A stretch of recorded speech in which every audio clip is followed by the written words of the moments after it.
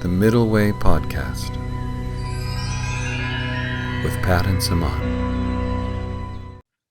So we just want to say hi to everybody. Thank you for joining us again on the Middle Way Podcast. And this is Pat and Saman. And we've got a fantastic guest today, Dr. Jessica Rose, who has spoken and done some interviews because she has a tremendous experience in immunology and medical data and statistics and analyzing that kind of information, has done that extensively with the VAERS and the adverse effects information and data, and has spoken to that, and her interviews have been widely seen and watched. So we're excited to have her today. And we also just wanted to sort of say, starting out, that we have friends on both sides of the vaccine anti-vaccine divide and debate, and so we've taken questions from you, our listeners. We're going to be asking the doctor about,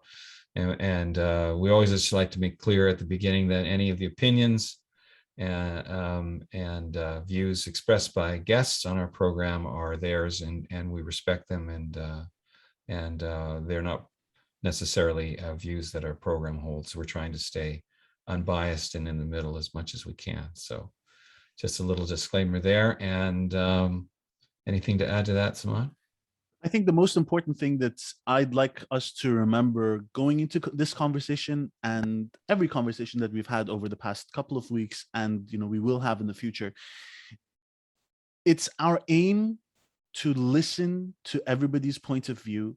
It's our aim to move away from the extremes of information that we're receiving on both sides of any argument. And it's our aim to be able to provide a place where people can talk about their experiences, their understandings, and give us all an opportunity to be able to learn from each other and then make our own decisions, our own informed decisions. So that's why I'm very, very happy to be able to, have these conversations with the guests that we have on our show. Amen. I couldn't have said it better. So on that note, we're going to be back in 2 seconds for our interview with Dr. Jessica Rose. Here we go. We want to welcome everybody to the show again. We're excited to have a wonderful guest joining us today, Dr. Jessica Rose, who is a Canadian researcher with a background in immunology and many other things that she'll speak about. So, but perhaps more lately of interviews she's done on the subject of VAERS and vaccine side effects. So welcome, Dr. Rose. Hi, thanks for having me. I'm very happy to be here. We're thrilled to have you. So maybe just to start out, you could tell our audience a little bit about your background and yeah. Sure thing. I am a Canadian researcher from Canada.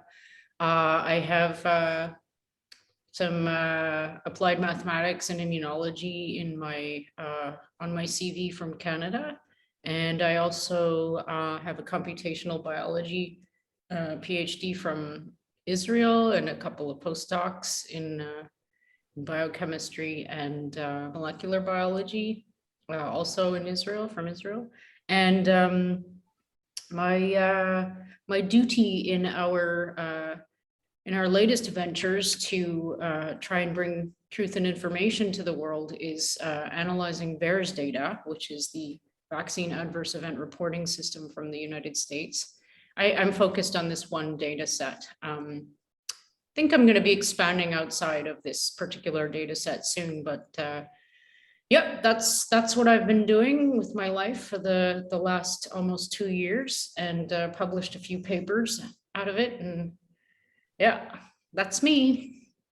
Impressive. So we obviously, one of the reasons we contacted you is we saw your interview that you had done previously about the VAERS data, And the interview was everywhere. It was on Rebel News and Covexit and a lot of other publications and podcasts and platforms. So can you tell us a little bit, just for folks that maybe haven't seen that, just about what you saw in the VAERS data that you spoke about? And we'll probably throw up a graph perhaps Well, with the some of the data on vaccines and so forth. Were you going to say something, Simone? yeah, I wanted to say, let's start with what actually the VAERS data is.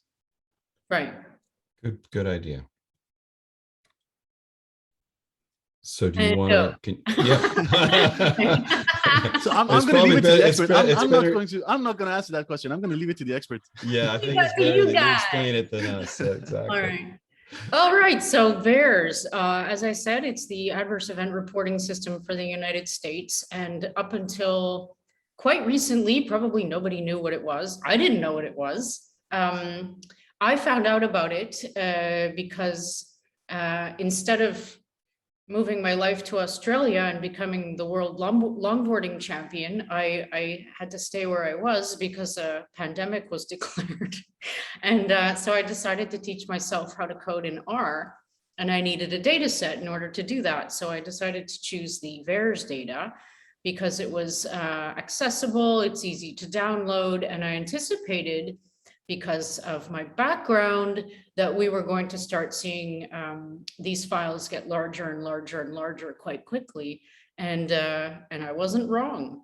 So very quickly, actually, even in January, I started to see things that you wouldn't see if you went back all the way back to the beginning of VAERS's conception in 1990. Deaths were way above normal already. Hospitalizations, emergency room visits. If you group the adverse events into categories like cardiovascular, neurological, and immunological events, they were all not comparable to what we had typically seen in the past. And again, I saw that really early on. So, you know, if you're analyzing data, you need a certain number of points if you're going to draw any kind of conclusion or do any kind of statistics. So we still have a limited number of data points even now, but we have enough. And when I felt comfortable enough, which was, I guess, around May, to say that, yeah, this looks like we're in exponential phase of growth here in terms of the standalone adverse events and also the grouped adverse events, then that's when I started to write these results up, because I thought, you know, people need to know this stuff. This is the brainchild of the FDA and the CDC, and so they're not putting out monthly reports, which they should be doing, in my opinion. So I decided to do something in my own way, since, you know, I'm an academic and I know how to write a paper and stuff. So yeah, what we're seeing in VAERS now is you know, it's a safety signal detection system. We call it a pharmacovigilance tool. It's a way to see if there's anything wrong with the product, for example, in terms of adverse event reports that weren't detected in pre-market testing. So if a safety signal was a big red buoy, the big red buoy would take up the entire town right now. It's a big red buoy. Safety signals are being thrown off all over the place. Death, myocarditis in little boys, Guillain-Barré, other neurological problems, herpes zoster reactivate. I mean, it's crazy. Just about anything you could pick, you're starting to see atypical numbers, or not starting to see. We started to see them, these signals emerging way back when. So that's. And you mentioned that part of all of that and the systems is to look at perhaps those types of side effects that maybe weren't picked up or observed in the pre-market testing. So do you think that they were missed somehow in the trials, the initial trials, or what's your thought on that? What do I think? Is that a loaded question? Well, the clinical trials are a joke, if you ask me. They weren't long enough, first of all. A typical vaccine, let's use that word, that's going through the process of getting approved for use in humans, on the market, has to go through a number of sequential phases. Clinical trials, there are 3 to 4. 4 is like post-market testing. And there are animal trials before that. There's conception, and the whole thing can take up to 15 years. It's usually between 5 and 10. That's the normal timeline. So we're on what's called an accelerated timeline. And within this accelerated timeline, we have the phase 3 trial, which, all opinions about whether or not it was rushed and flawed aside, this trial, all phase 3 and phase 2 and phase 1 clinical trials have long exclusion criteria lists. These exclusion criteria lists include pregnant women, lactating women, smokers, obese people, people with autoimmune conditions, people with HIV. I mean, the list is very, very long. You have to be considered healthy in order to participate in one of these things. And this particular one was 6 months. And so my question is, just on the surface, how is it possible that they're claiming that they collected enough safety data from this 6-month study, which excluded all these subgroups of people, which does comprise a large proportion of our population, if they weren't included in the study at all? So all of a sudden, it's safe for pregnant women to get these products, but there's zero safety data to support that claim. There's zero long-term data. And they weren't tested. There's not even short-term data. So it's this snowball that started rolling, and it's just rolling and rolling and rolling down this infinite hill and getting bigger and bigger. And the momentum is what's driving this insane world that we live in right now. It's like there hasn't been a proper process at any point during this this trajectory. This isn't science that's being done. It's not good science, that's for sure. You have to stop and check, stop and check, stop and check. If there's a safety signal being thrown off by their own definitions, you stop. You do your tests, you do your experiments, you get back to the bench, and you make sure that when you do it again, when you try and roll this thing out into humans, if you intend to, you better be damn sure you have good safety data.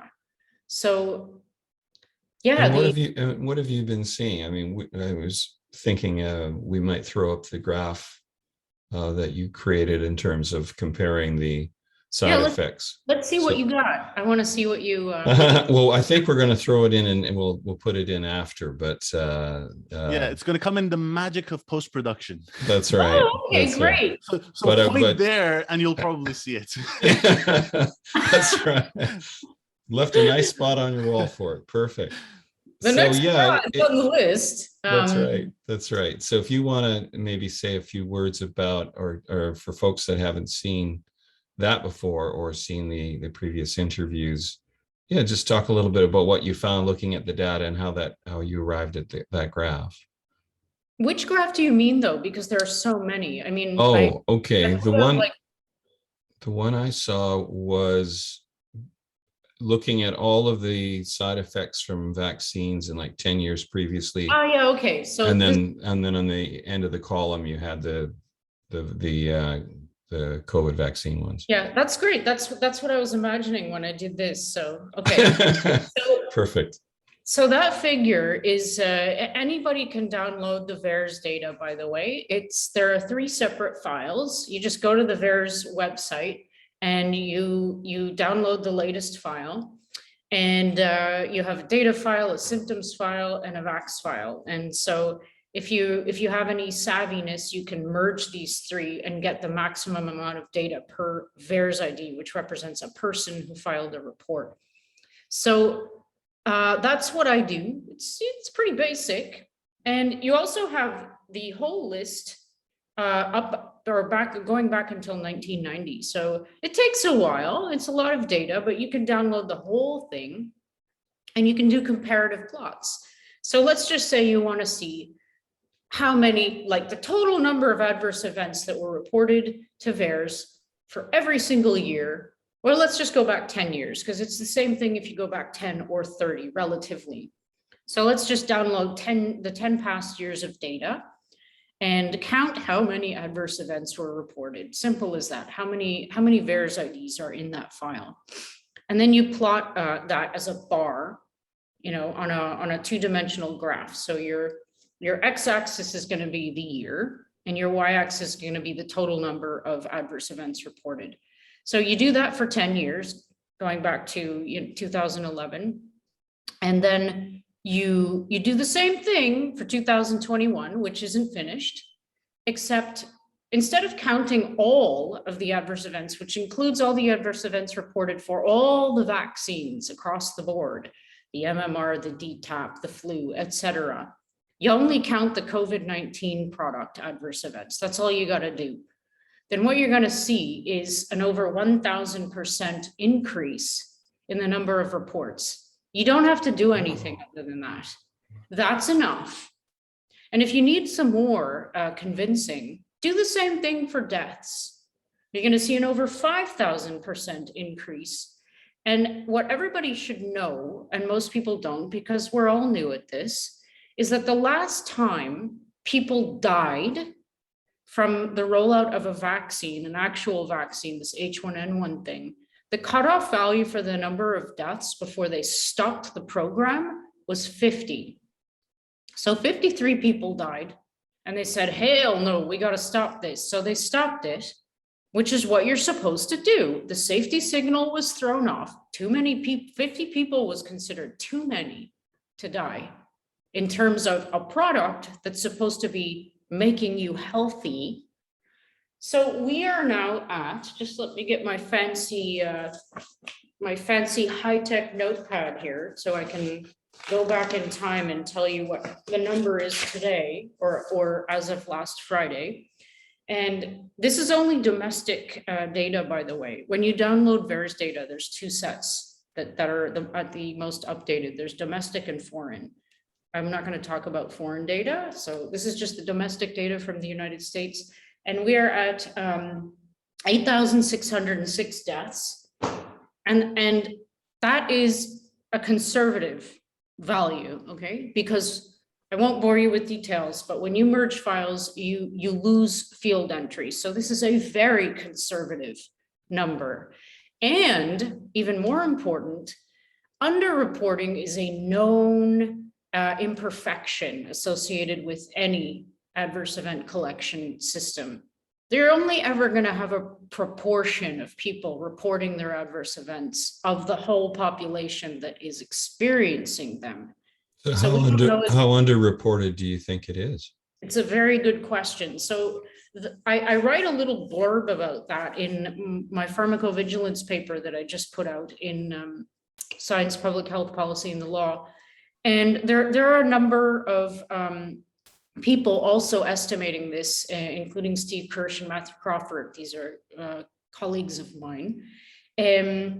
So my estimate is about 31, and I can bore you with the details of how I get to that. So what that means is whatever the number you see at face value in VAERS from the publicly available data, you have to multiply that by 31. That's based on the phase 3 clinical trial data that was reported to the FDA. That number, 31, comes from their data.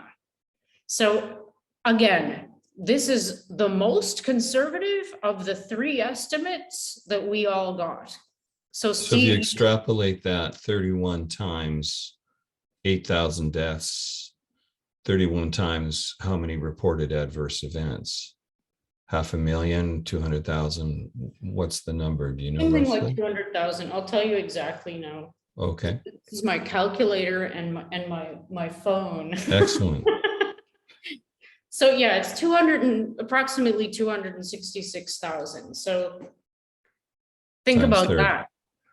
No. That's with the multiplication factor. With the multiplication. So Considering there are public health officials, there are politicians, there are physicians saying that not one person has died from these products. I mean, you can't say that. And if you are saying that, you're spreading falsehoods, which is dangerous to science. It's dangerous to public health. It's irresponsible to do that because nobody can make that claim, especially in light of the fact that you see this over 5,000% increase in death reports associated with these products.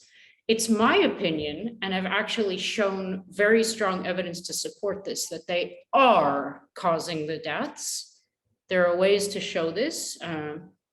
There's a way called the Bradford Hill criteria, which is a list of criteria that you can use to as very strong evidence to support claims of causation from biological or epidemiological data. And you have to satisfy a list of 10 criteria. And if you can do that, then you have a pretty strong causation claim there. Right. So yeah, and I'll also punch this in. If you're going to claim that there's no causative effect, i.e. that none of these 600,000 adverse event reports in VAERS now have been caused by these products, you have to prove that they're not. The onus is on the people who are countering a claim that's supported by the data. Why do you think, one comment actually, just before I ask this next question, but part of what we try to do with the show, I think, and we had mentioned that too when we reached out to you, is we sort of try to take a look at both sides of an issue in a balanced approach, which is why we'd interviewed Dr. Blakeney with the University of British Columbia before, and she's working in mRNA research and the next generation of mRNA. But we definitely wanted to look at both sides, and we take questions from our audience. So they've sent us a bunch of questions in, and I've got one actually that follows up with what you were just saying. And the question is, and this was from somebody, I guess, that had seen your previous interview. So their question was, why do you think the medical profession isn't collectively more alarmed by these numbers if they're seeing them, if they're looking at the data as you are? They're not looking at the data. That's my answer. I think that, if I have a job here, it's to kind of, I am biased, but I try not to be. I try to just bring data in easy interpretable ways, visualizations of the data with pretty pictures, for example, without imposing my opinions or views on what's going on, because the data doesn't lie, people lie. So I don't think they're looking at it. I think because, they all took the Hippocratic Oath, if they saw the data, in a non confrontational way, then they would be asking more questions. They probably would be taking different actions as well. But having said that, there is a very strange phenomenon of, it's not even cognitive dissonance. There's like a very thick, cloudy glasses on a large proportion of people when it comes to this subject. I don't even own those glasses anymore because, all I do is look at the data. So I'm kind of like, if you're absorbed in looking at adverse events all day, then you're probably going to see that part of it pretty clearly. But yeah, I think it's a very strange phenomenon what's going on, because you don't have to have an opinion about any of this to just accept the reality that if you, with any product, a pill or a biological, you have to accept the fact that there are going to be some people who suffer adverse events from these products. It's not something new. However, if I may, these products are the mRNA platform and the lipid nanoparticle delivery method. These are new things. So it's not strange that we're seeing a lot of adverse event reports, in my opinion, because the pre-market testing phase wasn't long enough. They even called it Operation Warp Speed in the US. I mean, everybody knows this was accelerated. So no long-term safety data, we're collecting it now. It's not a surprise. So I'm And hoping that. I was going to just ask, is there something, do you think, in that rush to get emergency approval, Operation Warp Speed, that, as you were saying, that kind of those cloudy glasses, there's been a kind of a phenomena that has made the medical community and the government sort of let that oversight slip that they would usually take, and how does that translate?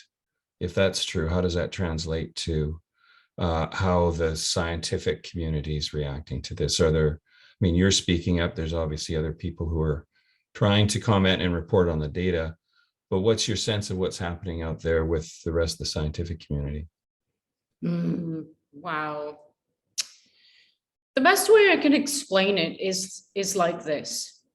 The academic world is like it's an umbrella. You know, if you're under the umbrella, then let's put it this way. If you're in this world, you know what I mean. You're under an umbrella. You have to write grants, you get money from this place. It's very hard to get a grant. You have to write it a certain way. It has to be on a certain subject matter. They won't approve it unless, it is like this. Basically, wherever the money is coming from, you have to adhere to whatever they want. It's that simple. So that's the umbrella. Same goes for publishing. Mm-hmm. One thing I've learned through the latest attempts to publish my work is how very crippled the peer review system is. I won't go into details, but there's a lot of internal corruption. I mean, everybody knows this. We know that the financial world's corrupt. We know that politicians are corrupt. We know the academic institutions are corrupt.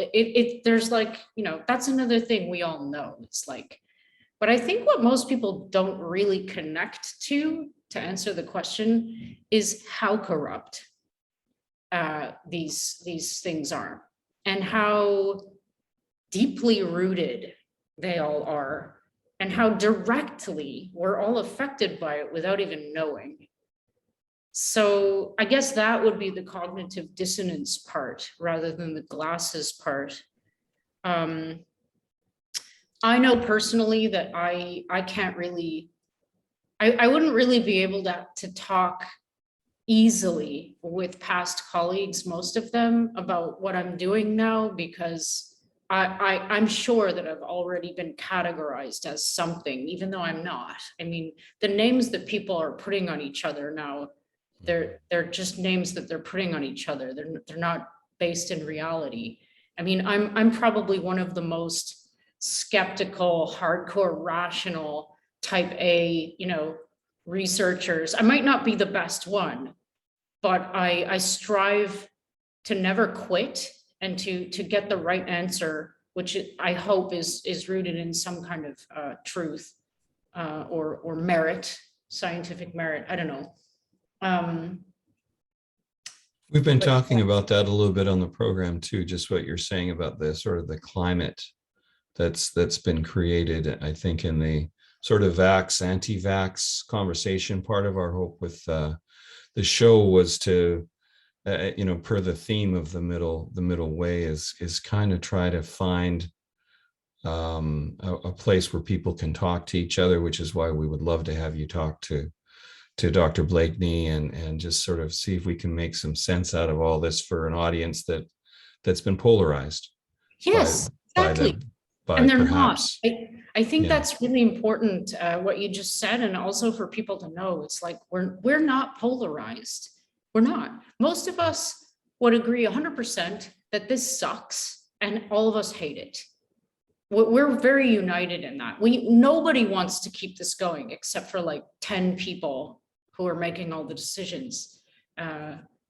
So yeah, I would love to have conversations with she's an mRNA scientist, you said? Yeah, she is. Yeah. I don't know if you saw the short clip we sent out to you, but she's been developing, or they were developing it at UBC here, a next generation mRNA, which has a much lower actual mRNA load. So it has dramatically less side effects. And she was actually quoting that. She said in sort of a simple kind of computation for it is the Moderna has 10 times as much mRNA as the Pfizer. The one they've developed has 1/10 of what the Pfizer has. Right. So they're in phase 2 or phase 3 trials, and it has dramatically less effects. It sounds like. So it sounds like a much, in that regard, in terms of side effects, perhaps a much safer version, and which is interesting too. And we've talked about this a little bit because at the beginning of the pandemic, when there were conversations around how long will it take to get a vaccine were going on, one thing we were hearing is, well, it takes at least a minimum of 18 months to have a safe vaccine. And it's kind of ironic that we're sort of at the 18-month mark, and this next generation of mRNAs is getting close to being ready, and a safer perhaps generation if that follows.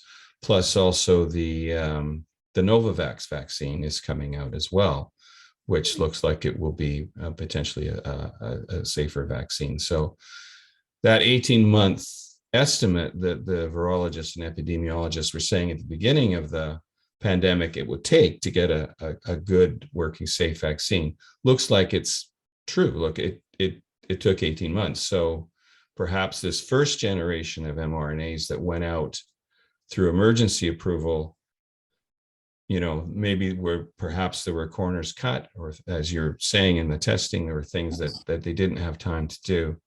That could account for part of this. So I guess a follow-up question to you would be, when we've asked in our interviews and talked to people, like the scientists we mentioned, and we've asked about why, if there's more side effects or if there's some controversy over the side effects, why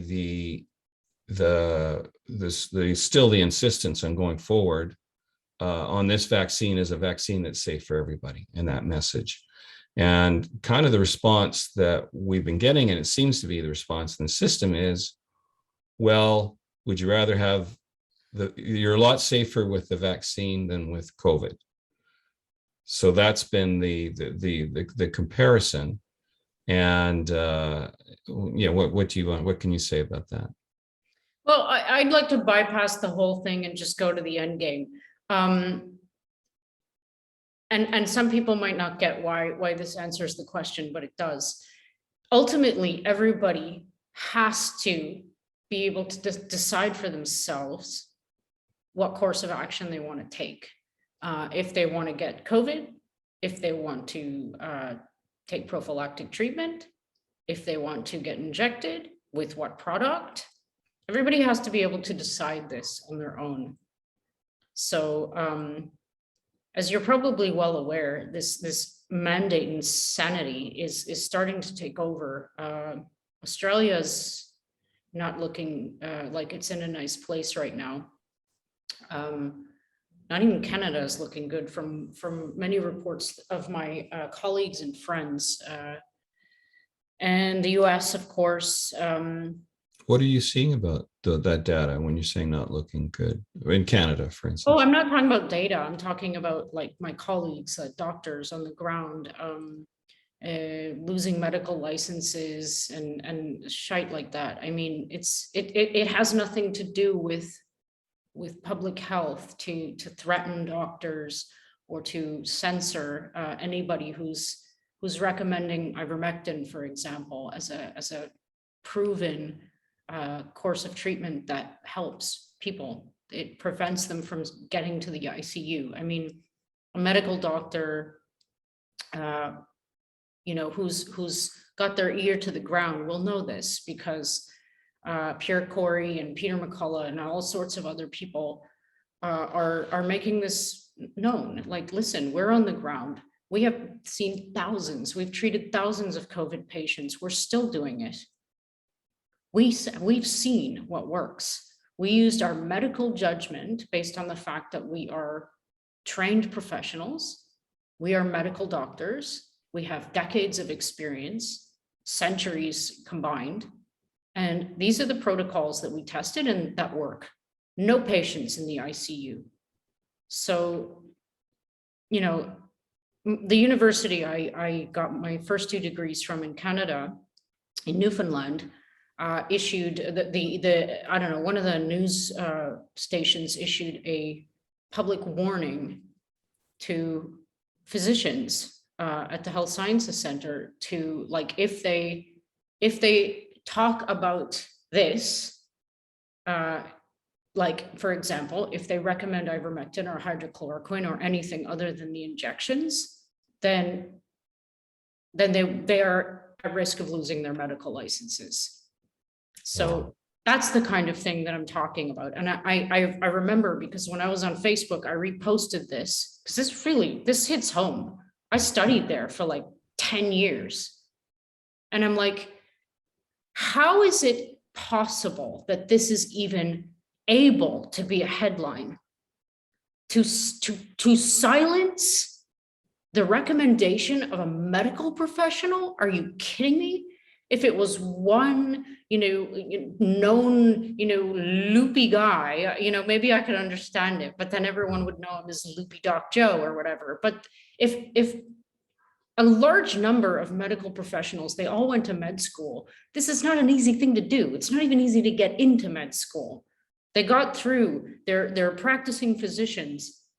They have authority in like profession wise. What they say matters. I mean, if you're going to have open heart surgery, you don't want to, the mailman doing it. You want a doctor, a cardiologist, for example. I trust doctors, like, for the most part. So the fact that they're not allowed to give an opinion now on this subject matter all of a sudden, and that this is becoming like the censorship thing, which we all know about in the social media world, blah, blah, blah. But when this becomes real on the ground in a hospital, under threat of losing your license, I mean, I'm sorry, come on, guys. Everybody needs to say, wait now, that's weird. Why on earth is that a thing? So that's one of my, I don't know, I find it absolutely bizarre that not everybody's going, wait now, that's weird. It does seem a little bit like a bit of a Twilight Zone episode, doesn't it? And it is when you put it that way. Yeah. I mean, some of the most prevalent, prominent, distinguished, careered, amazing, on editorial boards of like how many journals with hundreds of publications. I mean, they're having their medical licenses threatened to be taken away. That shouldn't happen. It's not, I don't even want to talk about, not in a free world. I mean, even if we aren't in a free world, that shouldn't happen. That's crazy. That's crazy right there. Yeah. It is unusual. It's a little bit, it's sort of, it's reminiscent of other eras, I guess, earlier eras and times of censorship. And I guess no matter what side of the issue people may fall on in terms of how they feel about these vaccines or the programs, it is concerning that there is that aspect of the information not being allowed or not being discussed. And I think, as we were saying before, that's why we hope to get some sort of dialogue and discussion going on between different sides and just see if we can find some common ground. And one thing in particular I was wondering about that is, again, going back to sort of the argument we're hearing in favor of the way that the whole program has been rolled out, and is that whatever the side effects are, lives have been saved. So on balance, the argument is, I guess when they're looking at in the United States, for instance, over 500,000 deaths. I'm not sure how high that number is now, but they're saying, look, the vaccines have saved lives. So, perhaps that's true. Then the risk reward equation, it has saved lives on balance. But there's a point at which I wonder where you have other alternatives, whether it's treatment like ivermectin or it's another vaccine that doesn't have those side effects. At what point does that risk reward flip and you're no longer saving lives, but it's going in the other direction? Yeah, and the fact that we can even ask that is a big, we shouldn't have to ask that question. That's the, and that's that's great. Okay, fine. They may claim that it saved lives, but again, it's like it kind of it puts me in bizarro world because these prophylactic treatments are also saving lives. If you aren't vitamin D deficient, it might save your life, because all of the people who died in the beginning were found to be vitamin D deficient. Information can save lives. All sorts of things can save lives. And so that's the part about this that everyone needs to start talking about. Why is there such an insistence that this is the only way and that every single person, even kids, even though they're not affected by this, has to be injected? It doesn't make sense. And it takes the idea of trying to tell someone the what's best for them in terms of a risk benefit analysis, a personal one, is just like, it's off the charts Looney Tunes to me. It's like, have you heard of something called body autonomy? Have you heard of something called the Hippocratic Oath in certain cases? Have you heard about doctor-patient confidentiality on the subject of green passports, which basically means, here, you can know all of my medical data right now, even though I just came in to buy a coffee. Sorry, I'm going on a tangent now, but no, it's good it's all related. Yeah, we want to hear how what your thoughts are and how you feel about it. So no, keep going. Yeah, and on the subject of the adverse events, I mean, this is my opinion, okay, and my prediction. I think that the scale of any kind of benefit from these injections is going to tip toward the risk. I think it already has. We have half of the population of the planet with at least one dose of one of these products. And we are seeing signals, strong ones.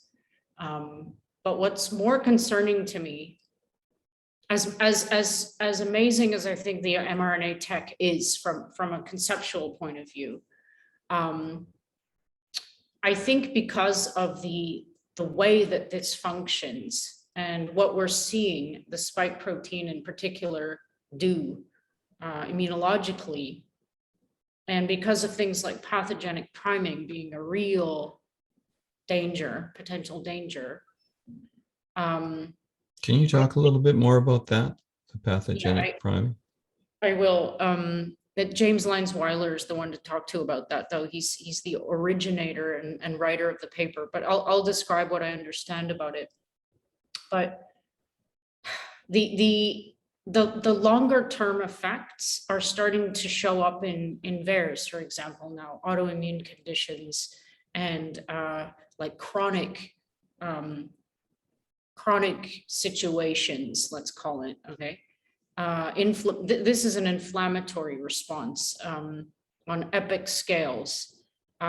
It's for one reason or another, either because of the direct effect of the spike protein or because of the the autoimmune component, this is just hitting every single system in the human body. It's no one's ever seen anything like this before. If this was, and you know, I'm just saying, if this was a weapon, it would be classified as very successful because it really messes up certain people.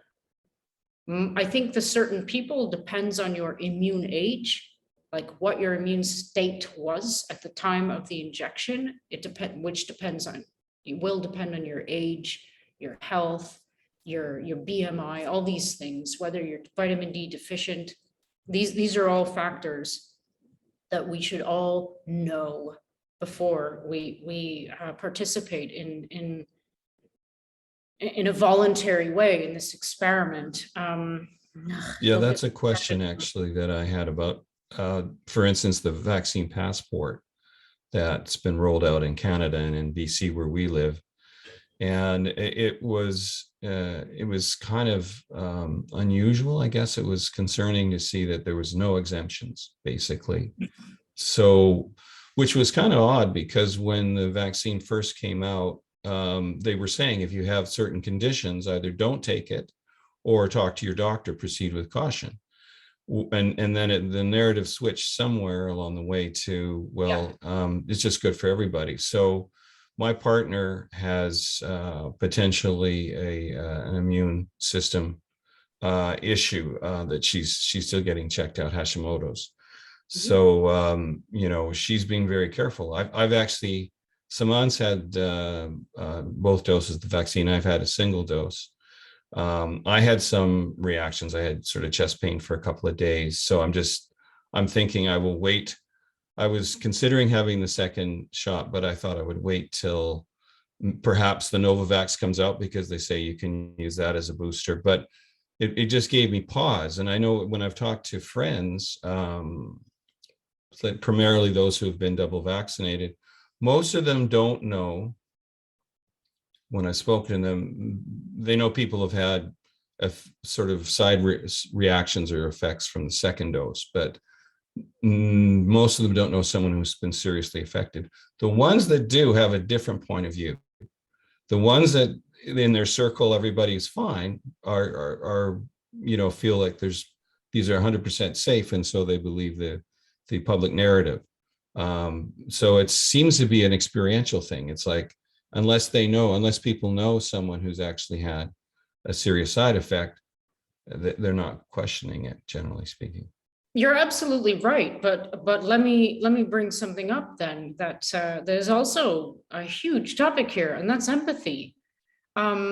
Maybe I'm an empathetic being anyway, and I'm spending 14 hours a day reading about people's personal horrors. Okay, it's easy for me to say that could be me. It always has been. So you're absolutely right. But I really have to wonder, what happened to caring about your neighbor, man?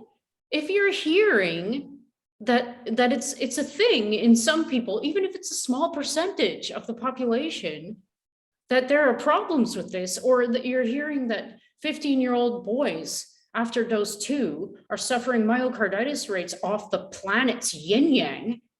If you can't say at least, you know, something empathetic like, oh, well, maybe we should stop and think about this. Maybe it's not okay to force a mandate on everyone without exemptions. Maybe that's not a good idea, you know? Mm-hmm, mm-hmm. There's a woman who is trying to seek my help. She's on the list for a lung transplant, and they are trying to deny her the lung now because she doesn't want to get injected because of very rational and science-based concerns that she is on immunosuppressants, because, you know, anytime you're getting an organ transplant, you have to go on immunosuppressive drugs so that you don't have the risk of rejecting the organ. If you're immunosuppressed, no way should you take a new product intramuscularly. No way. Yeah, it doesn't make sense. It doesn't make sense. So this woman is probably going to die. I'm thinking about her almost every day. And I don't know if even if I write an affidavit, if it's going to help. Because I mean, you It's a can say, strange situation. I know I was talking to Kathy, my partner, and just, I actually asked our family doctor, and I said, how many patients have you had or that have taken the vaccine? And he's got 2,000 patients. And I got the impression that a lot of them had been vaccinated. And I said, how many have had serious side effects? He said, none. None. So Kathy was like, do you think that's true? And I told her what I thought, honestly, is I think he's an honest man. He's a good man, but I think, people are having effects that perhaps are coming later, or they're hard to trace, or they can be attributed to other things. For instance, besides the chest pain I had, I took the vaccine shot in August. In September, I did some blood tests just because it was time, and I wanted to kind of do a health checkup. Everything came back fine, except my PSA level had shot through the roof. wow, For prostate. And I've never had a high PSA test before. wow. So I was like, where did that come from? Now I know last year with the quarantine and stuff like that, and I had some other stuff, so I sort of gotten out of shape. So I thought, well, maybe part of that was just cumulative. My kidneys were affected and so forth. But see, that's an example. I don't know if that. But has you're great. You're a great example of a proactive person, and I think not enough people are doing what you're doing, and it's so great that you're getting blood work done, because I personally think that blood work should be done before and after every single shot, every single one, and it only makes sense, right? Because then if you have questions, or if you have a pre-existing condition, or if something weird happens after, you can answer these questions with data. I mean, it makes sense to me, a lot of sense. Yeah, that's really interesting. I'm seeing some things on that as well. Yeah. But another thing, it might also be that people just aren't reporting, like you said, like imagine a little boy, a 15-year-old boy is playing soccer, and all of a sudden he gets this crazy chest pain. What is a 15-year-old boy going to think about chest pain? He's going to think nothing about it, if you ask me. I'm not a boy, but I was a 15-year-old soccer player. And if I had chest pain when I was running up the field, I'd be like, oh man, that sucks. And then I'd ignore it. I definitely wouldn't associate it with a shot that I got a week before, and I wouldn't care. I probably wouldn't care. So I think that's what's happening. It's like this is where the lack of information and the lack of informed consenting really pisses me off, because people need to be told when they go in for that shot by a trained professional that there are these risks associated with these products. I'm not talking about putting something in the insert that no one's going to read, that no one knows exists. I mean, being told, especially as a young person who doesn't know any better most of the time, that there's this risk. And that doesn't mean that they're trying to convince you not to do it. It's just, here's the information so that you can decide for yourself if this is a good idea for you. Because a lot of informed choice. Yes, it's like, when did we forget that this was part of the process? The Nuremberg Code is written, with one of these points inside of it. You have to tell the person who's getting involved what they're getting into. And if you don't know, because there's no data, then you can't do that. You can't do that. You have to get the data first, enough data for all the age groups, for the high risk people, for the low risk people. You have to collect this data and present it before, calling someone a volunteer, because otherwise they're not a volunteer. Yeah. Yeah, it's interesting. When our friends, some of the people we knew that were the first to get the vaccine, when they went in to get the shot, I remember one telling me that there was a form they had to sign, a waiver, but Mhm. it was real, the language was actually quite like he was laughing after he signed it and he got the shot, but he was like, it was kind of like you understand that getting the shot, you're basically you're aware that there's a risk that your organs will fall out and you'll lose your firstborn child, and it was pretty I'm exaggerating, have fun with it, but it was pretty like he was a little bit, surprised by the language. Can you And get a copy of that? I'd love to see that. I can ask him if he actually was able to keep it. I'm not sure if he I'd was, but love I to see that. We yeah, don't that have was anything he like was that. like one of the first that I knew. So in the early days, and when I went, it was nothing like that. I think there was, you signed something on a pad, but it was, I don't remember that kind of But you language. did So have to sign something. I Interesting. believe I did. I think we went up to a table. There was a check-in, and they actually asked us which vaccine we wanted to take.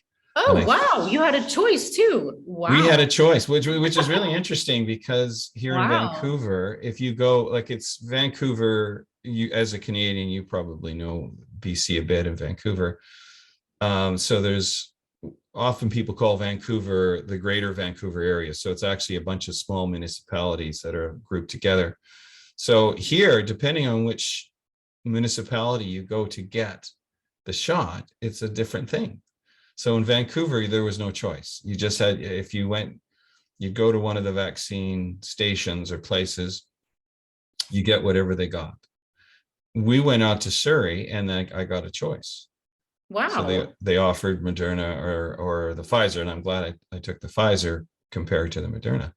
So that, yeah, that's how that worked. And I'm hoping, as I was mentioning a bit about the Novavax, I'm hoping that will be available. And my concern is, or one concern potentially, is the Canadian government has made a deal to manufacture the Novavax. They've got a plant in Montreal. And one person actually had written in and sent in a question about that, which is, when are we going to be able to get that if we want that as a booster, or as an alternative? And there's a bit of information sort of floating out there that the government is considering, or there may be a consideration of not making it available to Canadian citizens, even though our tax dollars are paying for it. Um, What?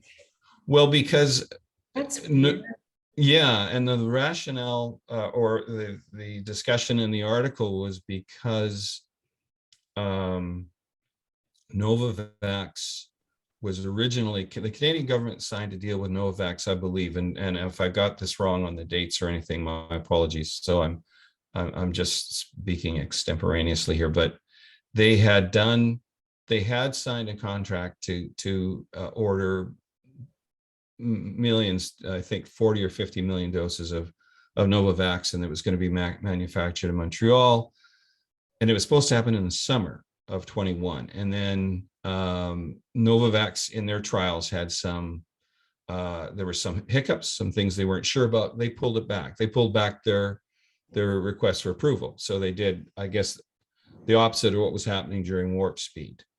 So they said, well, no, we want to be 100% safe before we go forward.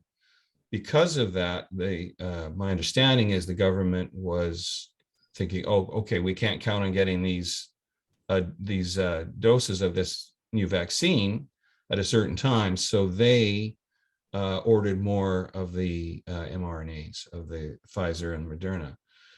And now Novavax is coming online. Manufacturing is supposed to start in December, I believe. So theoretically, it should be available early next year. But government has invested in all of this additional mRNA stuff. So they're going, well, what do we do with the Novavax? We don't really need it for Canadians. Maybe we send it to the third world as part of a global vaccination effort. And so my concern, and even folks I know that have been double vaccinated, but are thinking, well, maybe we need a booster, or the Pfizer showing much lower efficacy against the Delta variant. It's down to 40% something. they'd rather have the Novavax because it's got 90% success rate against the Delta variant, and it seems to be a very safe vaccine. So even those folks who are very pro mRNA are going, well, if we pay for it, shouldn't we have access to it? So that's one thing that is going to be a question coming up in Canada, probably in the new Another year. question. Yeah. Okay, so, wow, so much to say. While you're thinking of something, Saman, did you have a follow-up question you wanted to ask? The question that I had was basically going back to the numbers. I don't know the relevance to the current discussion we're having right now, but thinking of basically the data set that you mentioned from a layman's point of view, I wanted to know if the number of people that are getting vaccinated has an impact on the quantities that we're seeing within that data set. Is that something that's is a consideration? You mentioned that approximately half of the planet, half of the population of the planet has received at least one dose. I would imagine, again, with my lack of knowledge in the field, but I would imagine that that's probably higher than a very large number of other vaccines that have been ever administered. Okay, this is a question I get a lot. So we'll use the US as an example, because that's the database that I look at. So first of all, I'm not the first person to look at this. A colleague of mine did quite an extensive study on this. He compared flu and COVID, and no, it's not because there are more people getting injected. The numbers are actually not that different. Like 2019, 2020 flu season, there were, I believe it was 53%, 6 months and older got one shot.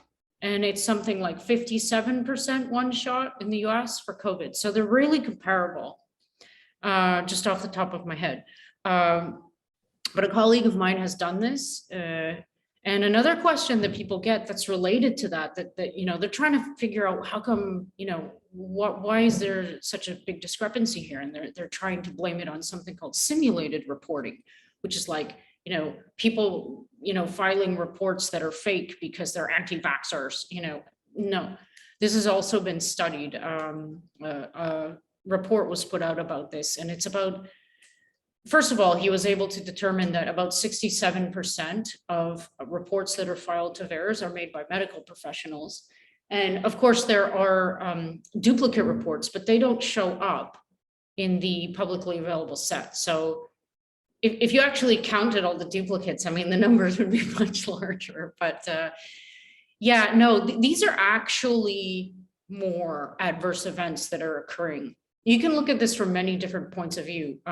Because I'm like really deep into the VAERS data, I can tell you that the number of adverse events is over 10,000 now, which is also completely atypical. And like I mentioned before, clinically, this is manifesting in every single system, neurological, cardiovascular, immunological is crazy. Every single system is being affected.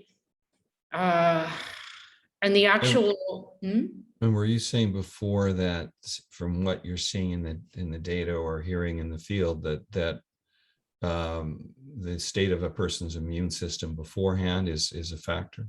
Yeah, absolutely. But this isn't something that people are talking about, though. This is just, what I know. I mean, obviously, this is just something clear. I mean, if you, let's just say you're morbidly obese and you have a lot of adipocytes, and these are immunologically active cells. And so you probably have like not even a low level chronic inflammation. You might have like much higher level. So it would be like throwing gasoline on a fire. If you have something that's causing or inciting inflammation in your body, then if you're already inflamed, you're screwed.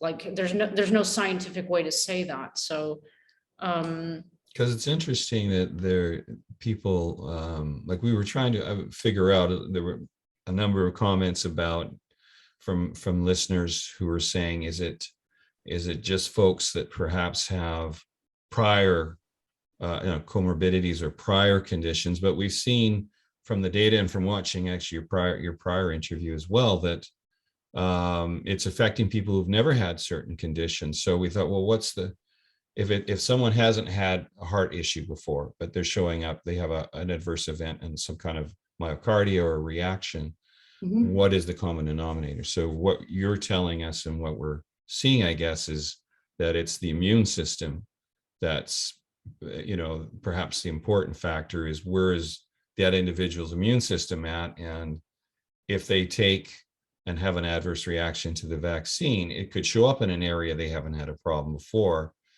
If the immune system isn't going to, if it reacts, or if it's not as robust as it needs to be. Yeah, it's this dance between the spike protein and the immunological factors. So, this thing isn't supposed to be heavily biodistributed either. And now we know that it is, because Byron Bridle foiled, some Japanese study and found out that the lipid nanoparticles, not like we're talking about that now, not the mRNA, but the lipid nanoparticles are the carriers for the mRNA. They're heavily systemically biodistributed: brain, ovaries, Heart. the adrenal glands. I mean, these are places this stuff's not supposed to go.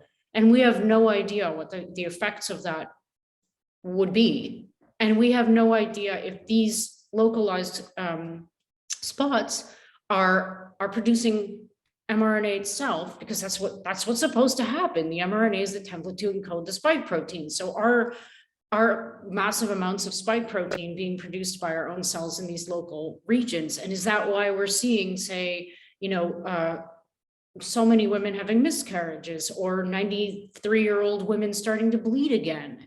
I mean,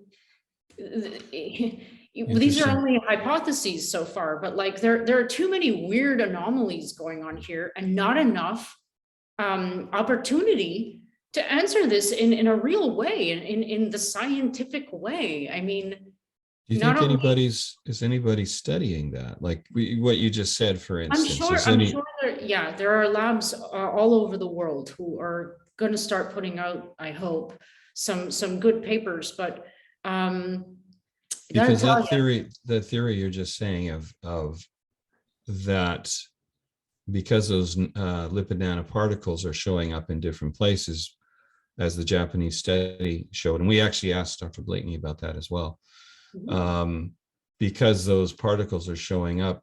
One theory we heard was that there could be trace elements of the spike protein back from when it was created, still in the injection site, the shoulder. And so when those nanoparticles went into the heart or some of the other organs, that maybe the immune system, which has now been turned on to react to. You mean the second dose effect?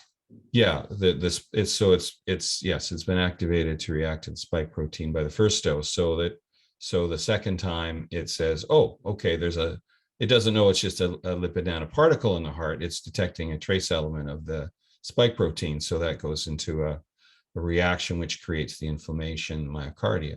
So that was one theory that we were asking about, but I hadn't heard that there's actually a theory that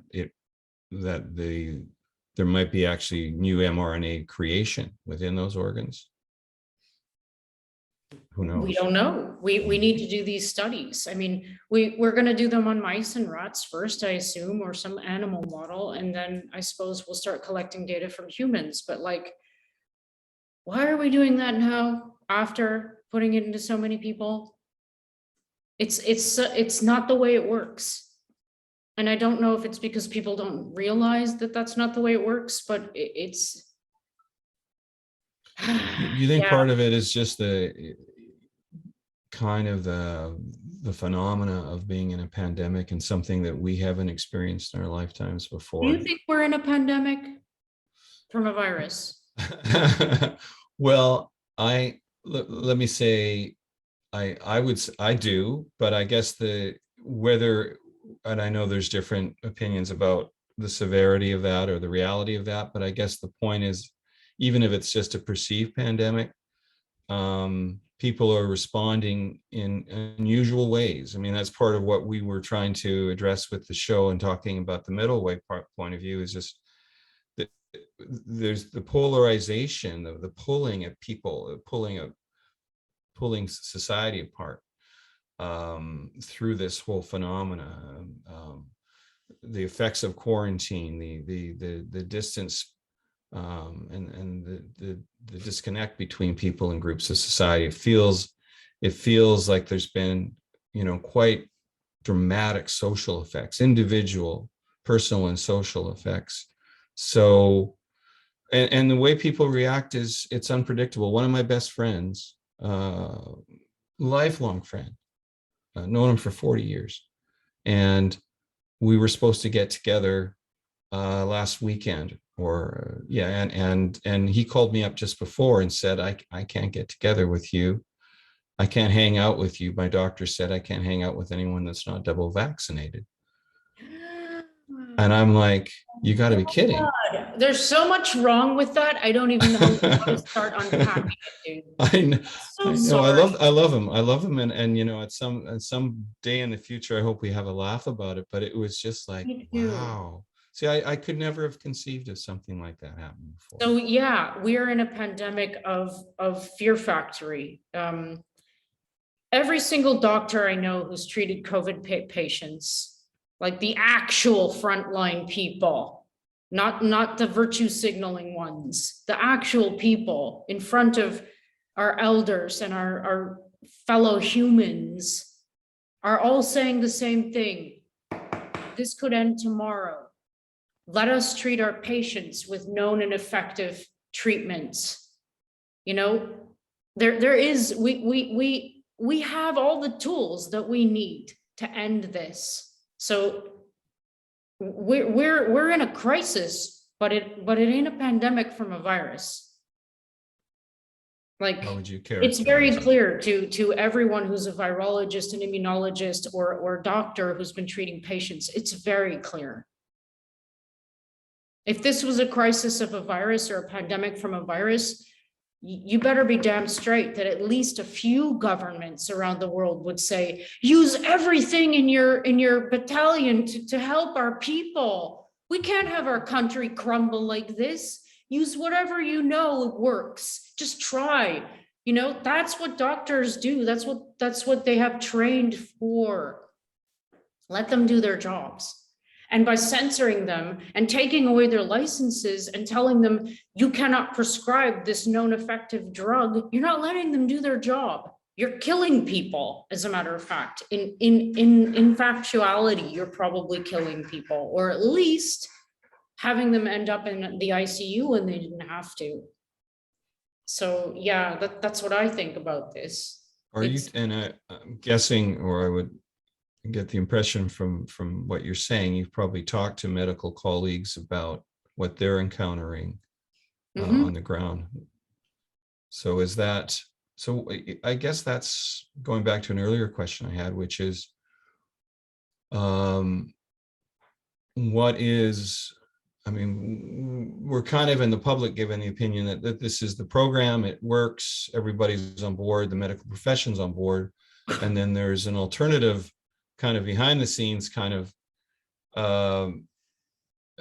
thing going on. It seems to be that, well, there's a lot of medical professionals that are questioning it, either are afraid to speak up, or if they do, they're being censored or let go of, fired. Yeah. So let's just say when you're sitting around the coffee table with some friends having a glass of wine or something and talking frankly, what is the tenor of the conversation? In that regard? I haven't done that in about 17 months because, I'm not allowed to go to restaurants where I live. Just to be clear, I haven't sat around with a bunch of friends in a very long time. But I can tell you the vibe that I get when I spend a lot of time outside. I'm a surfer, and I have my communities of people, even though we're not we don't have the goal of gathering. We end up gathering the water, for example. And, everybody knows who I am because I'm pretty aggressive in the water. So here's what I see, and this is what I've seen from the beginning. I can't talk about anything related to this, and I don't want to. If somebody comes up to me and asks me if I'm, and I get this, are you injected? I'm absolutely mortified that someone would think that they have the right to ask me that. And, most of my training has been in hospital settings, like medical school settings. Like my last postdoc was in the research facility where they, where the resident, or like the medical school students come to do like lab work, because that's part of the curriculum. So, and the hospital's across the street, so there's a lot of back and forth. So, yeah, it's not even taboo. It's like you don't ask someone their medical status. You just like, hey, are you HIV positive? And I mean, if you're HIV positive and you're okay about talking about it, and you're in a community or blah, blah, blah, that's awesome. I think that's great.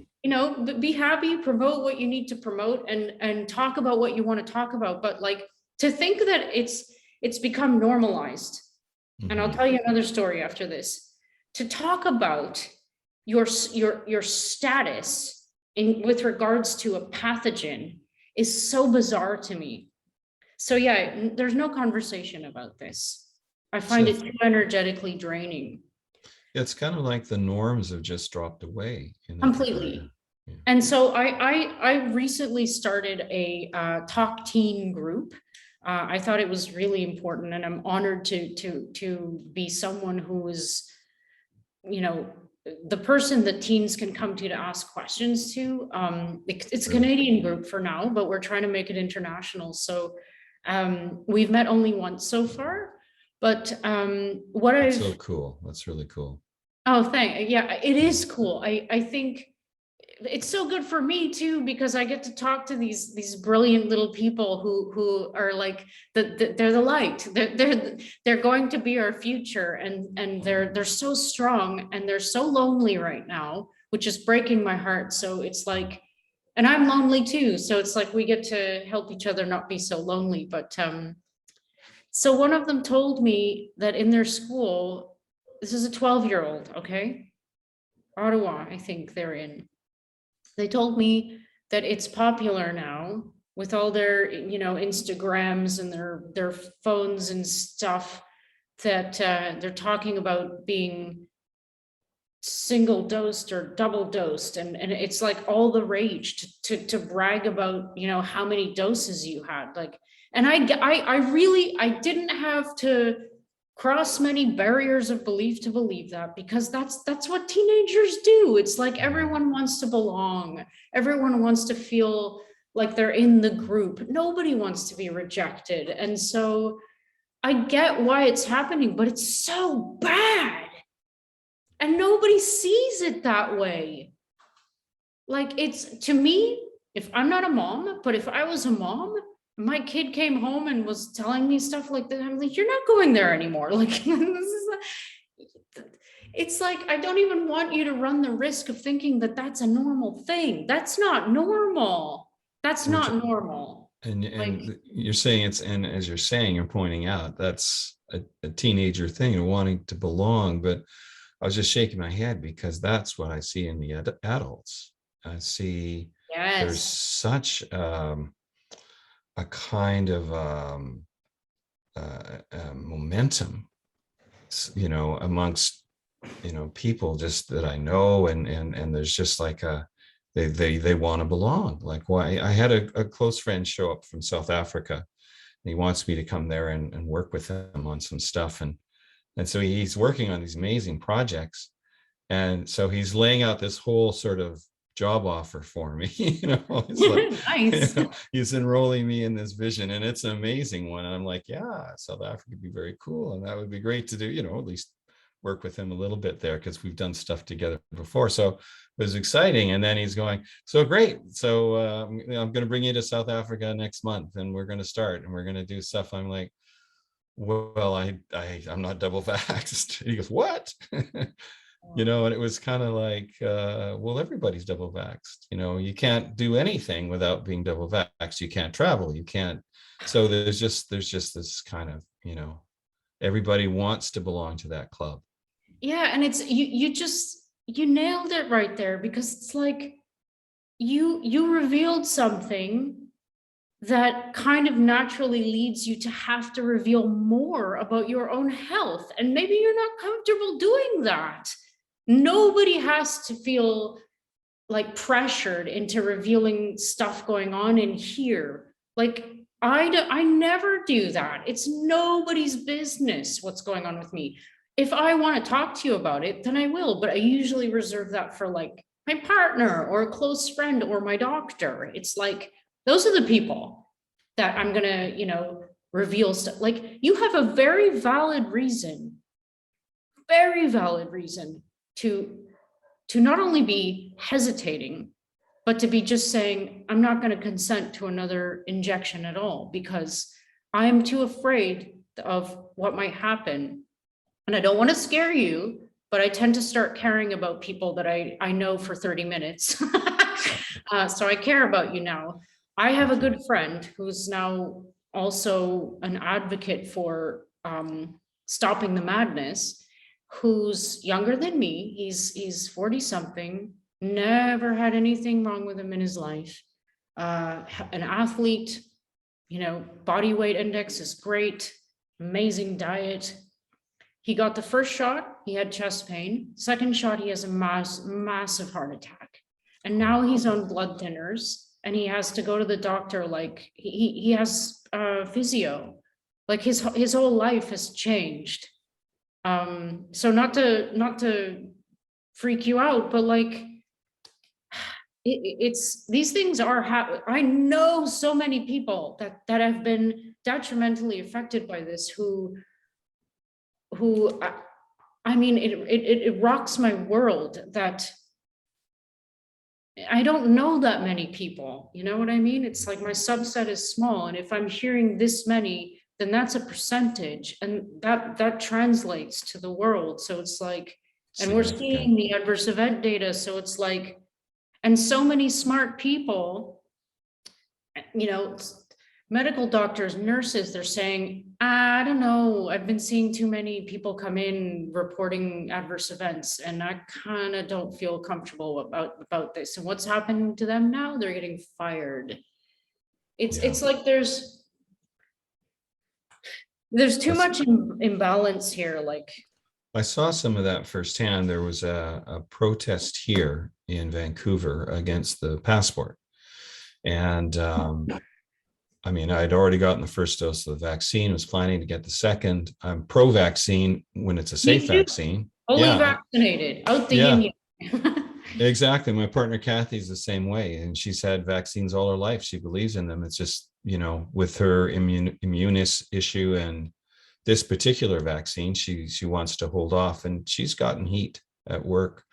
But yeah, it's just when I went to the protest against the passport, I just on principle, I just thought there's something wrong to kind of legislate that people have to take something, or they start losing their privileges and freedoms and to move around. And when I was at the rally, I saw some nurses. They were dressed as nurses. They're walking around. They had a poster, and I went up to them and I said,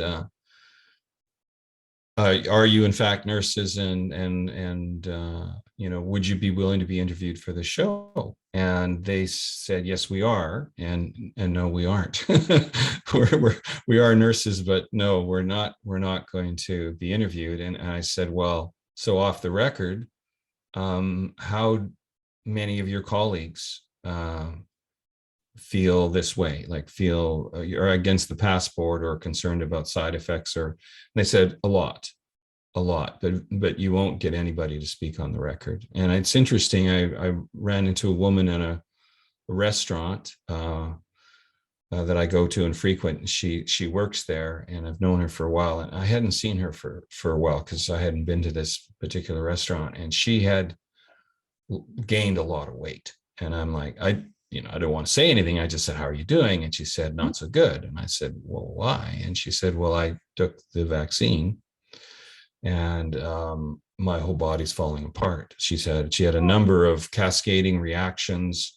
Her weight ballooned, immune system just sort of went crazy. And she was going to talk to us. I asked her if she would be interviewed, and she agreed. And then she said, and then she's changed her mind. Oh, no. She just said she's scared. Yeah, people need to know that there are so many people in every community you can think of who they're really thirsty for hearing everyone else's stories, and nobody has to be afraid of the truth. If you're speaking your truth, if you're feeling a certain way, this is to the audience now, you have a right to feel that way, and you have a right to express yourself. No one can tell you not to feel the way you're feeling, and you should be able to express that. You can go on about constitutional rights all you want, but I'm talking about being a human being with the ability to express yourself with words in whatever language you want to do it. We're free. We're allowed to feel the way that we're feeling. We're allowed to be uncomfortable, and we should be able to talk about it no matter what. And without coercion, and without penalties, and without being told, that we're going to lose our job for doing so. What is this? And by the way, this is just the beginning.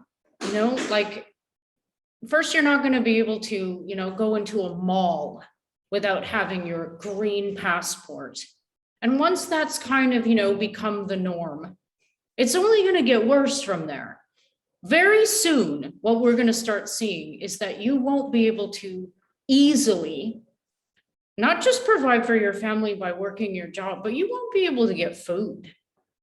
That's where this is headed. And I know that sounds crazy, but that's the potential that lies in this situation. And I can't see a reason why it wouldn't go there, because it seems like there is a very irrational, divisive and decisive movement to get every single human being injected, which makes no sense. Mhm. Doesn't make sense from a herd immunity point of view, doesn't make sense from an immunological point of view, population-based point of view, epidemiological point of view. It doesn't make sense from any point of view you look at this. Yeah, I guess the herd immunity theory was the one that was sort of, that whole argument was riding on, wasn't it? That when you get to 80% or something like that, vaccinated, double vaccinated, then we'd have herd immunity. But as we saw with the Delta variant, that isn't the case. I mean, in our province in BC, we're at about 80% and no herd immunity. And in fact, Pfizer, for instance, having under 50% efficacy against the Delta variant in some studies. Don't quote me, but stuff that we've seen. 37. There you go. So that whole argument of herd immunity doesn't seem to be holding true. And I guess the thing is if the variants continue to come along and get around a vaccine, which is being described as having narrow immunity because it's just based on the spike protein, then it's an unending sort of roller coaster of one booster after another. Absolutely. And you know what's happening while that's happening, or likely happening while that's happening? We are driving the emergence of the mutants. And like I said, we're talking about variants, sorry, not mutants, let's call them variants. We're talking about variants of concern, which is what the nerdy people refer to more virulent strains. Like, the potential for disaster here is so clear, and it just doesn't make any sense to any of us. And by us, I mean like the fellow virologists, immunologists, and doctors, the think tanks who are like, what is going on here? It doesn't make any sense to us, that we keep pushing these products that have been, they fess up to this. They don't stop transmission. and they don't provide protective immunity. That's clear from the data coming out of Israel, for example, in this Delta variant. So if it's not doing those two things, it's not effective. Some people would call that a vaccine failure. Another way to define a vaccine failure is with breakthrough infections. So we call a breakthrough infection getting the thing that you got injected or vaccinated so that you wouldn't get. Mm-hmm. So those numbers they're one of the first ones I started tracking in VAERS, by the way, and this is across the board. This is in the yellow card system and SA VAERS and the US system and Australia. These numbers are going way up. I think they're what are they at now? 22,155. That's without the underreporting factor. So what this means, people, just so that you understand, you wanted to do what's right. Whatever reason, you were scared of getting COVID, you've heard bad stories about what it does to you, or you wanted to go visit your parents, or you wanted to fly, or whatever. For whatever reason, you got these injections. Then irony takes over. You end up getting COVID anyway. And then an actual percentage of those people who end up getting COVID, and this is geared toward our elderly, which is also sad, they die. So they were healthy. Even as an elderly person, you can be very healthy, even if you have senescent cells. You get the injection, you get COVID, and you die. I mean, that's a failure of a product. And if But that it's supposed to happens, prevent. of course. Yeah. And if that happens in a percentage of the people enrolled in the experiment, you have to stop that product from being rolling out. That's how we normally do it. I mean, virologists who teach this stuff, or vaccinologists, if there is such a thing, have to define these things for their students when they're teaching this stuff, or even immunology courses. You know, this is what a vaccine is. You know, I love the concept of vaccination. I think it's beautiful. You know, I have one of the YouTube videos I made is you know, showing all the wonderful things that have happened because of this, and the history as well. You know, like rubbing pus from people on your skin. It's great. This is a beautiful thing, but it's been bastardized. And if you teach the difference between a successful vaccine and an unsuccessful one, there are people now saying this is a beautiful example of an unsuccessful one.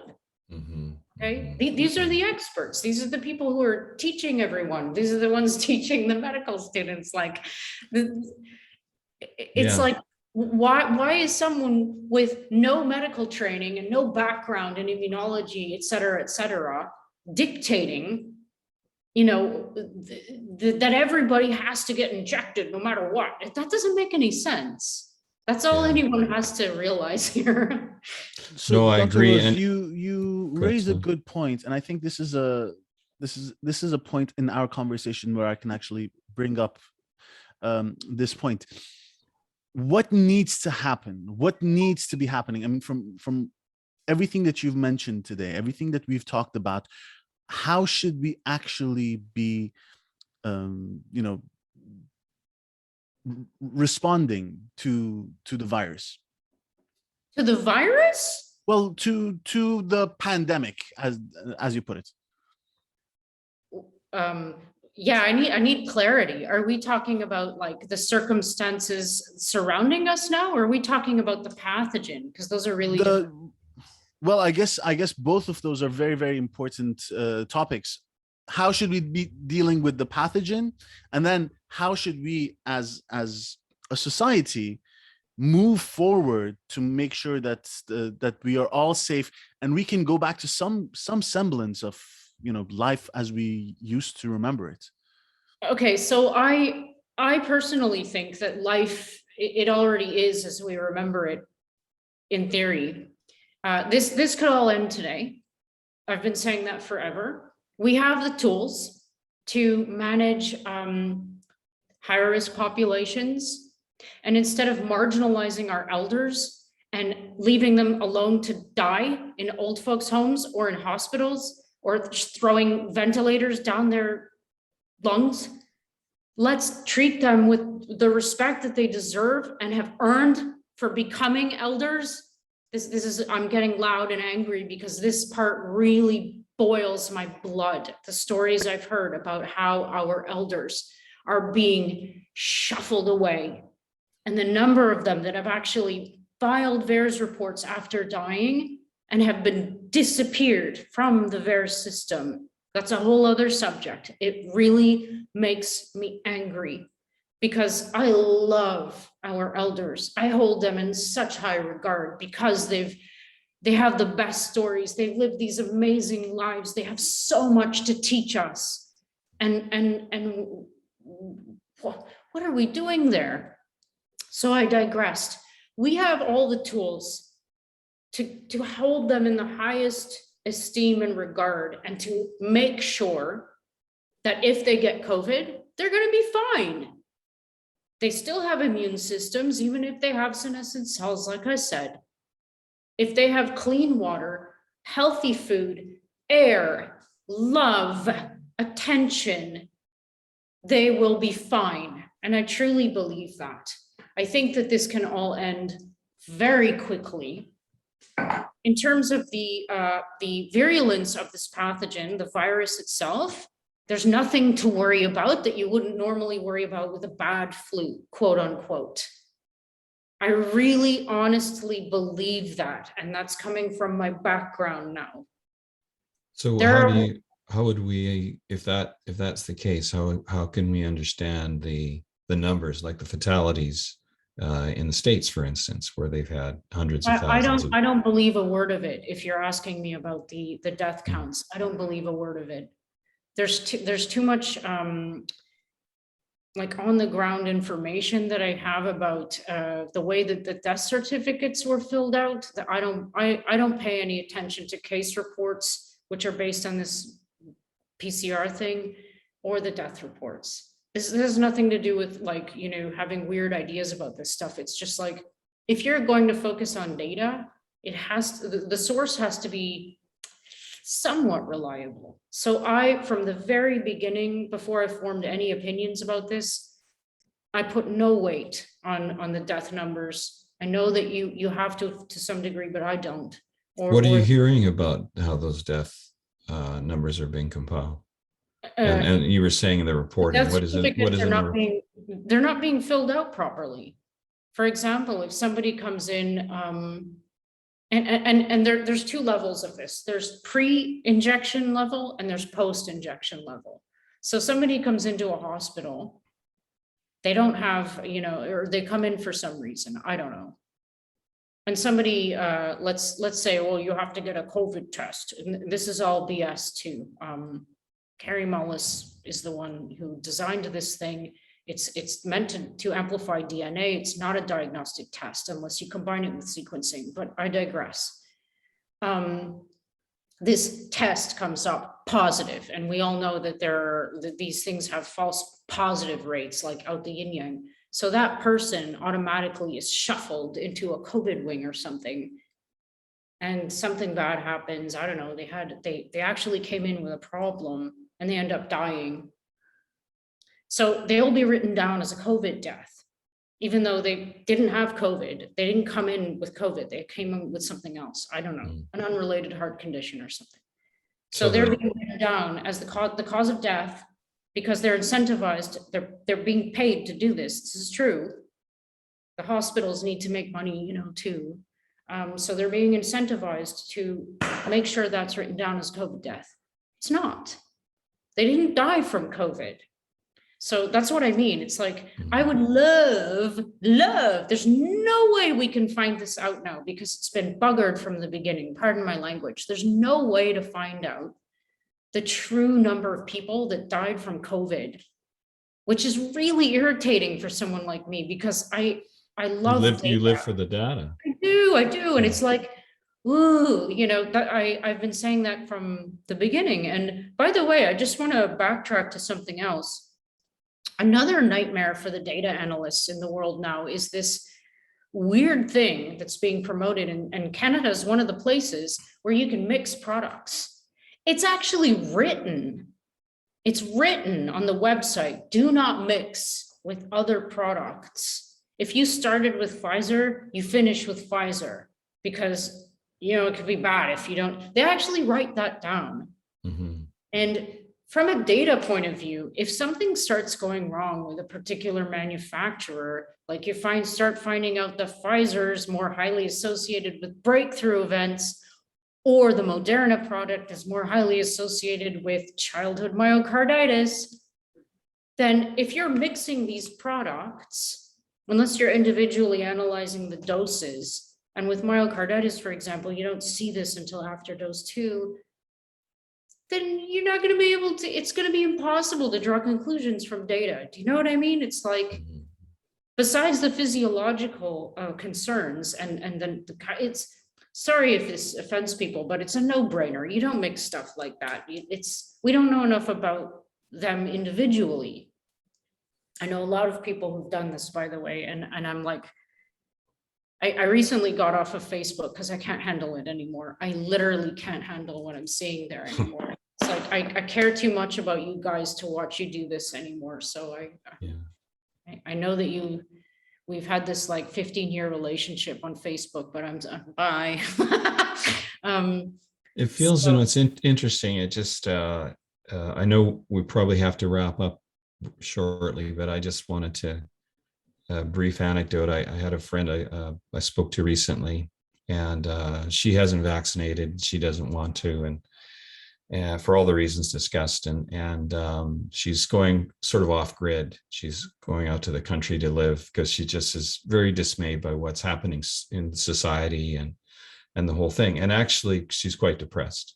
And so I Yeah. was trying to support her about that and just saying, look, hang in there, because I have a feeling, we're going to look back on this in a couple of years. At least that's my hope, and just think it was a time of madness, and things just sort of went off the rails.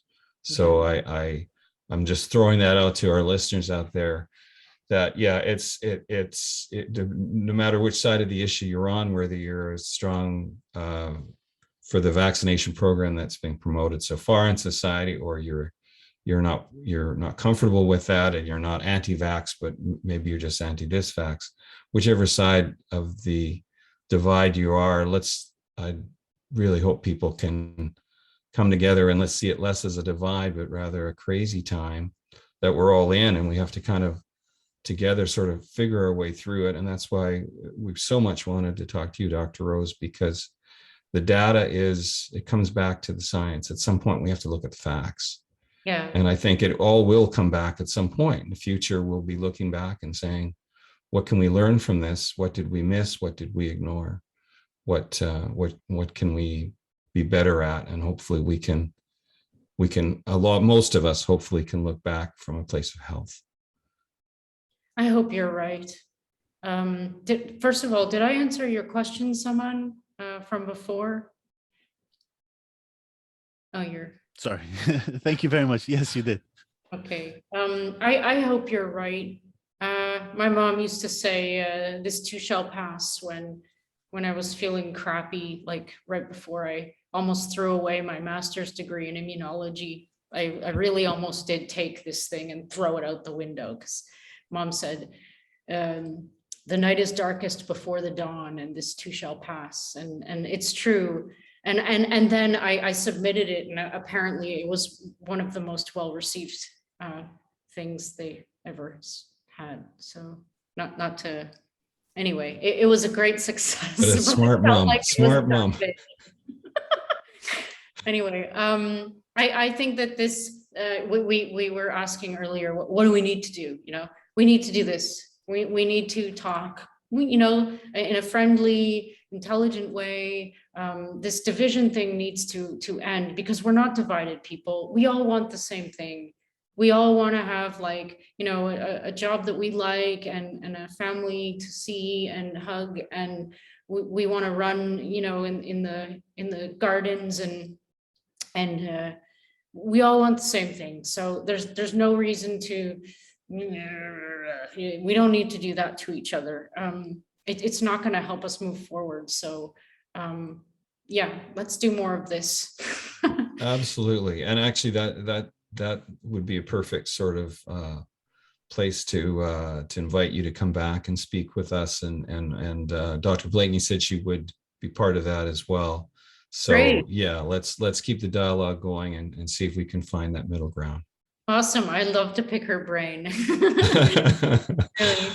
Okay, so we just want to thank Dr. Jessica Rose for joining us today. Thank you so much, Doctor, and to be continued. Thanks for having me.